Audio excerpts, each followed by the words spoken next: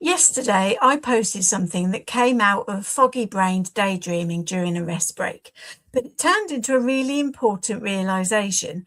I was thinking about ME severity levels, something that I've talked about many times since I started advocacy back in 2014.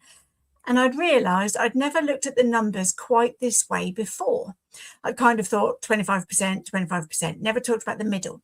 For as long as I've been doing this, the same figures have been used by charities and research groups. Around 25% of people with ME are mildly affected, and around 25% are severely or very severely affected. Those numbers haven't changed in over a decade. And I want to be really clear, I only use verified charity data or research-led data in my advocacy or campaign work, nothing else. But here's the thing I said yesterday. If 25% are mild and 25% are severe or very severe, then 50%, which is half of all people living with ME, are moderately affected. Half. That's the majority. And yet, as a community, we tend to focus on the extremes. Mild ME because it's visible and the severity society will most likely encounter on a day-to-day basis. And severe ME because obviously it's devastating and policy changes are urgently needed. But the majority lived experience of ME is moderate, and moderate ME barely gets talked about on its own. Now, let me bring in the European ME Coalition because their research reinforces this. I've attached the link to this post wherever you're seeing this video. EMEC published their Pan-European ME patient survey on the 7th of April 2024, and their exact wording was around 25% of respondents reported mild ME, around 50% moderate ME, and around 25% severe or very severe ME. This is recent, relevant, and one of the strongest pieces of data we have showing that moderate ME is the most common severity level. To be clear, this is a European research study. We know from history that studies that are done in, say, South America or Africa may have different results because of demographics. However, this is a really important European research study. And this is important, EMEC is honest about the limitations.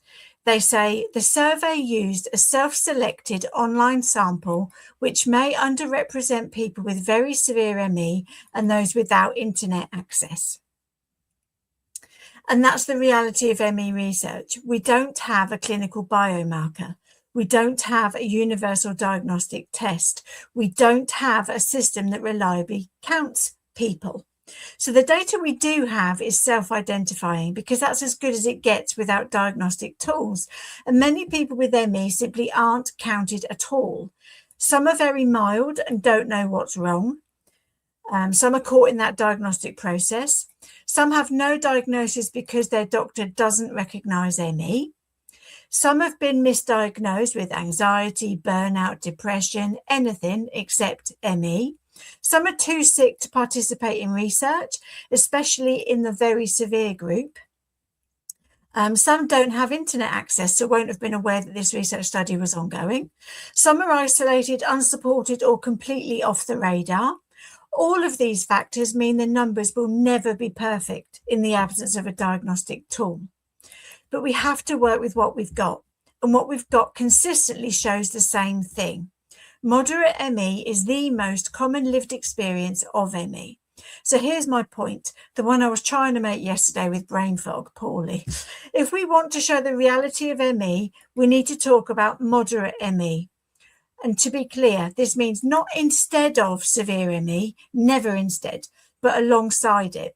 Severe ME shows how catastrophic this disease can become. Moderate ME shows how life-altering and disabling it already is for the majority. And obviously mild ME shows how even the least affected still also lose so much. Through ME Foggy Dog, I will keep advocating for all of them, especially the bit in the middle that is moderate ME. Thank you.